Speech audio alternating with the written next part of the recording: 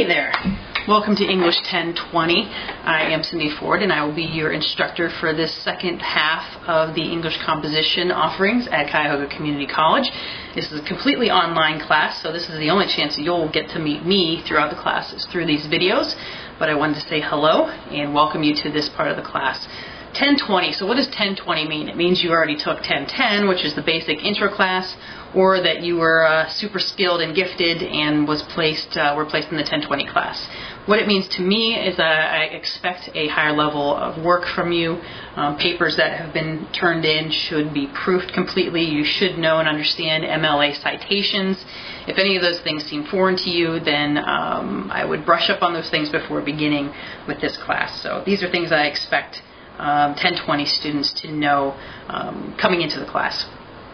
The syllabus, you can find a pretty general syllabus on the Tri-C online Blackboard site. It is under the syllabus and essay button, I believe, and it's a very general outline of what we'll be doing week to week, but it will give you the class policies, college policies, and what's expected from you in an online class. So I would review that also as well.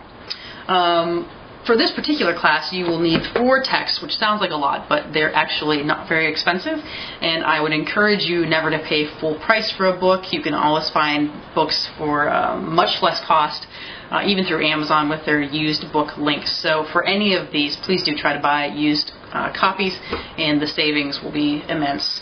The first book, and you might already have this from a previous class, is Diane Hacker's Rules for Writers. I am operating out of the 6th edition. You might have a later or earlier edition. It might not have this wicked cool binding. That's because mine's a teacher edition. But as long as you have the Rules for Writer handbook, you should be good to go. The only thing I would note is that if you have a different edition, you might have a little bit of a trouble finding the pages and the assignments. They'll be in there. The sections will be in there. You might just have to look a little bit harder for them. So be wary of that if you have a different edition. The second book that we are going to be talking about in class, actually this is the first one that you'll read, is V for Vendetta by Alan Moore. It's from Vertigo Publishing. And this is a graphic novel of the movie you may or may not be familiar with. This came first, obviously. And it takes place in London. It's a fantastic graphic novel. It's not a comic book. I always tell people it's a graphic novel. But you'll need to get this first. We'll begin reading this next week. So if you do not have V for Vendetta, I encourage you, advise you to go get it as quickly as possible because you will need it very, very soon. So V for Vendetta. The third text you will need is John Krakauer's Into the Wild. And again, this should be in the bookstore, or you should be able to find a used copy, and yours probably won't have the little nerdy tags at the top that mine do. So don't worry about that. And then the last book that you will need for this class at the end of the semester, the last couple of weeks, will be spent on Batman Year One, which is also a graphic novel by Frank Miller. And I believe it's available in paperback, so you don't have to buy a hard copy. It doesn't have to look like this. But as long as it's Batman Year One, and again, all of these titles with the appropriate information that you need to make sure you have the right edition is in the syllabus, so you want to check that as well. So those are the texts that you will need for this particular class. Let me talk to you a little bit about the folder structure for this online class. I am a bit of a stickler for details and deadlines, and I have structured this course in kind of a save you from yourself mode. In a lot of online classes, you have the propensity to wait to do things, and then at the end of the semester, go back through all the folders and try to figure out all the stuff you missed and do everything within a week's time. Well, I am going to save you from yourself, and although you might hate me initially, you're going to love me at the end. Each of the homework folders, when you log in, this is going to make more sense to you too.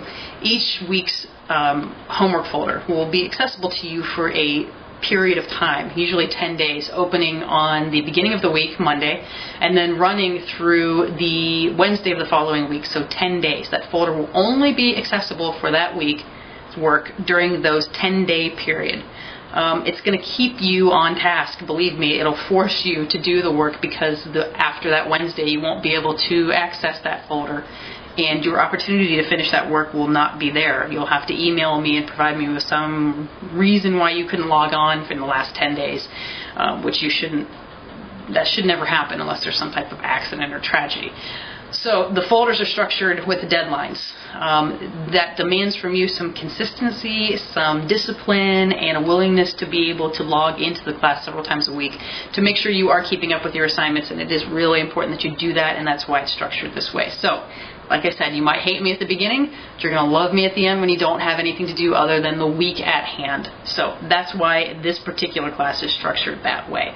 Again, hope this has answered some of the questions for you. I intend to put a video like this one before all of our work in every week's folder so that you and I can talk, or at least I can talk to you about what we're going to do that week, and hopefully you will get a better understanding because you're hearing me, not just reading it. I know you don't want to be on the internet and just reading things, so why not use some of the technology that's available to us so that you can at least see me and we can talk about what you're doing. So, also, one more thing, you're going to need a password from me, and you'll understand that more when you get to week 2's folder. Actually, it's in week 1's folder. You'll see a discussion board link that says password. It proves to me that you've watched this whole video. The password question is going to ask you what my dog's name is. His name is Jackson, and Jackson is a Labrador Retriever. So when you get to that discussion that says, what's my dog's name, and you're wondering, how would I know what her dog's name is? Well, that means you didn't watch this video all the way through. So go back, watch it again, here, get the answer, go in and put it into your discussion board so I know that you watched the video. All right? Tricky, aren't I? Yeah. All right. Welcome to English 1020. I hope you have an interesting class. I think it's going to be fun. Thanks.